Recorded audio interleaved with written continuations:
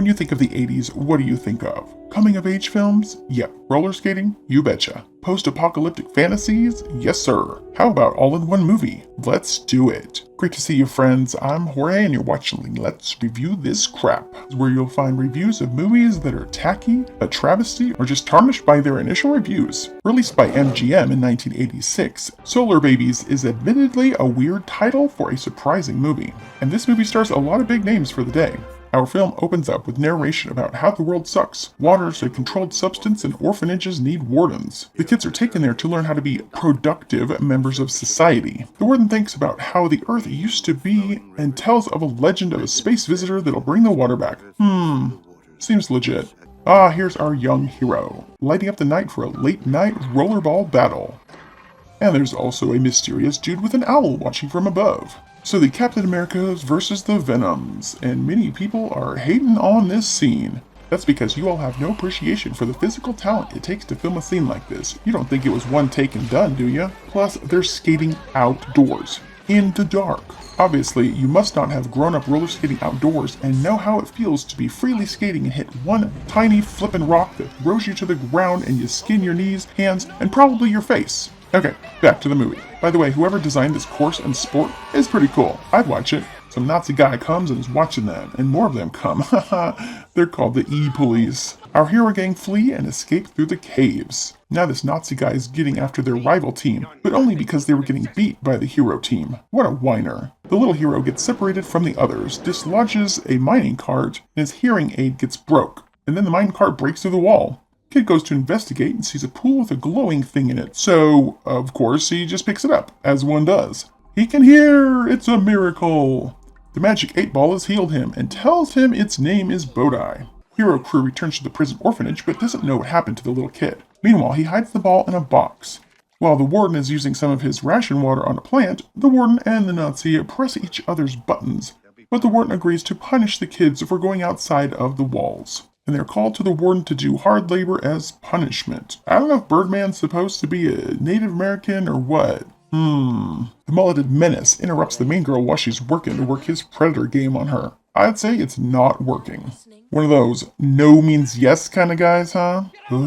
Girl tells him what they learn in school is fake and rain was real. Then they hear thunder, and then lightning appears, and it starts raining indoors, and then ends as suddenly as it began. Then they realize the kid can hear, and he tells them all about the magical orb. They decide not to tell anyone about the ball, but the Birdman sees all. Time for skating phys ed. Lots of not-so-subliminal messages telling them that conformity leads to pleasure. The menace is bullying the little kid, being a disgusting pig to the girl, all to get at the eldest hero's nerves. They start a fight, and Mullet gets his face beat. The hero talks to the ball, and he tells the ball he wants a better life, not to be one of the police. And the ball shares him a vision of the future. You shouldn't trust your balls. They're nuts. They start to play with the ball. Woohoo! Nighttime skating. Now beatboxing, popping, and locking. And now they're sharing the ball's energy. And the Birdman's spying on them again. Uh-oh, now he sneaks in and steals the ball. The bird boy escapes, and the youngest boy goes after him. The gang decides if they're going after the kid or not, so they vote on it. Let's go! This soundtrack sounds like a video game. And why is the warden the only one who ever seems hot in this movie? If I was out there, I'd be burnt to a crisp. Yay, freedom! Time for a musical skating travel montage.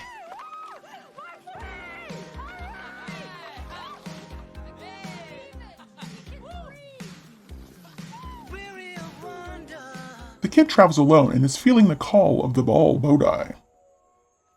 The hero team gets spotted by the cops and a crazy chase ensues. For some reason this part always reminds me of something from a Captain Planet episode or something.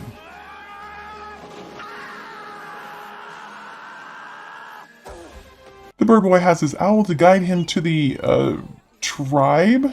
One thing to note about this movie is there's hardly any people of color in it, yet cultures like Native American and some Arabic cultures are represented, and they're all represented by only white people. We're not told what happened to the world, but it's the year 41. 41 after what, though? The bird boy brings the ball to a wise man, and he tells them it has power, but they won't be able to use it, and the government will do anything to get it. The young leader thinks that he just means that they'll pay him money for it. He doesn't understand, old man. Just tell him, they will kill you all for it. The owl alerts Bird Boy to the danger. What a shocker, the cops come and kill them all. Oh no, the mullet menace kills his owl. That's because he's too much of a coward to go up against a real person. The kid gets to the destroyed camp and the hero team catches up with him. Yay, reunited! The E-cops head to a prison or something to torture the captive for info. And you actually saw the sphere of Longinus. Wait, it's called the Sphere of Longinus? You mean the Spear of Longinus? Like from the Bible? I touched it. The bad guy thinks the mulleted menace is lying to him and knows where the ball is, so he decides to make him think his flesh is ripping off his hands. Nice. In a cave, the crew eats some stuff they found, and one of them finds some cave paintings and see a person who has an amulet with the same symbol as the girl has tattooed on her hand. Damn. Well, it is a big damn. The cops arrive at a dam. Sarah Douglas, the 80s greatest villainess, is a scientist who made a really powerful magnet, and the bad guy asks if it could destroy the sphere. Tire Town, eh? Seems more like Las Vegas, know what I mean? Our heroes are in disguise, and here are the yapping dog bounty hunters. Our lead hero sees there's a bolo posted with a reward, and the kids are looking at the nasty smokestacks. Okay, so they're burning tires to make tar? Kids find out where the orb is hidden. How did it even get in there? They don't explain this. They argue over what to do now that they have the ball, and the kid says they should build their own place to live. The girl talks to the bird boy, and the cops find them, led by, of course, the mulleted menace. Tire Town chase ensues. The kid dumps the ball backpack, and bird boy picks it up, but the cops surround him. Hero gang escapes using huge tires.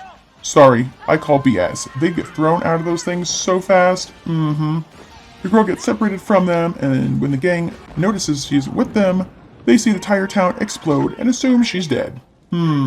Typical. Now they're moping, and the leader goes on the mountaintop to pout and hears the ball calling him. Now the bad guys have the sphere and using the magnet to try and kill it. Now the gang is climbing a mountain and, oh no, bounty hunters! They make them lug them down the road. It's actually pretty smart. Though, what was their plan without the kids? Were they pulling it themselves? Ooh, mysterious stranger on skates. Who could it be? Mysterious stranger starts squirting the bounty hunters with water, and they want to trade for the water, but the stranger beckons them to follow them, and they do, while dragging their bounties with them. Of course it's the girl. Oopsie, it's a trap. Seriously dumb if they didn't think it was a trap, but that's what dehydration will do to you, right? She takes them back to her place, an underground kingdom that has water. Jesus? Alright, it's her dad, so she's a princess now. Okay, you're all adopted. Live long and prosper. The end. The boy and the leader sit and talk about the ball and how it showed him a vision, and to keep trying to hear it so that they can find the ball. Now the bad guys are blasting the orb with lasers. The girl and the leader take a swim. She says that they'll stay there forever, and they should just forget about the ball. And he asks her what's up. What the hell? So she tells him that she knows where it is and that they're trying to destroy it. The gang tries to sneak out, but the girl stops them, but only to give them a map of the place and to join in. They sneak in, and the boy can finally hear the ball calling him again. The evil scientist has really damaged the ball, and now she gets her S&M bot to kill it. Roller pole vaulting? There's some Indiana Jones stuff right there. More ball torture. Still sneaking in. I mean, it is a huge place after all. They take out some guards along the way. Find a friend. You're gonna lose an eye, lady. PPE, people. PPE. They finally get in and disarm the S&M bot. Stop the bad cop. The kid sees a ball and goes to get it, but the mulleted menace tries to stop him. But the bird boy gets the jump on him. Boy gets the ball, but then the scientist grabs it too. But the ball sets her hands on fire. Then she starts the circuits on fire. And then the bad cop grabs the boy, but the S&M bot grabs the bad guy, and his little bootlicker blasts the robot to free him, but he dead. Now the ball turns into flying glitter and leads them out to safety. The dam starts to burst from the inside, and now from the outside too, and it starts collapsing. And apparently that causes a thunderstorm? Then the ball starts to glow and turns into glitter again, and they think it's disappeared. Where's Bodai? But now it starts to swirl around them like they're in a snow globe, and it turns back into a ball and flies off into space. Screw you guys! I'm going home! This whole idea's stupid anyway! Now when the kids touch, the energy is still there. Oh, and credits, and all of them enjoying their new freedom, and the sun goes down on the water. Kinda hard to believe this was made by Brooks Film, the studio founded by the legendary Mel Brooks. Most people hate this film with a passion, but I don't. I'm gonna give it 1 trash can, and only because of the bad video game synth music. It just sticks out and is almost cartoony. This movie stars Evil Lynn, Balls, Moses, Let my people go. and The Lost Boys. This movie contains cheesy music, spoders, cultural appropriation, and roller lacrosse. I wish this was a real sport. Thanks for all your comments, suggestions, and support, friends. We appreciate you so much. Do you think that'll guilt them into subbing? You're still recording. Oops. See you next time, friends. Bye!